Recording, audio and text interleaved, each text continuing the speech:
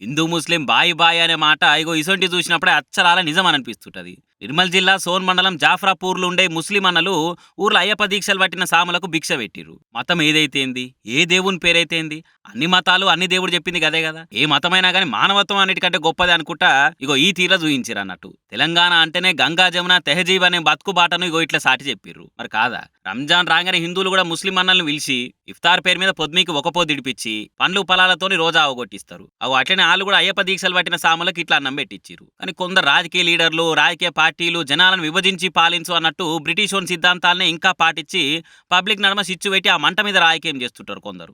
మతాల నడమ మంటలు పుట్టించి రాజకీయ పబ్బం గడుపుకుంటారు. అది అర్థం చేసుకోలేనలు మా పార్టీ మా మతం అనుకుంటా సాటి మనుషుల పానాలు తీస్తుంది కూడా కాడతలేరు. ఇటువంటి పరిస్థితులున్న సమాజంలో వీళ్ళు చేసిన పనికి సెల్యూట్ చెప్పవలసిందే. ఏమంటారు?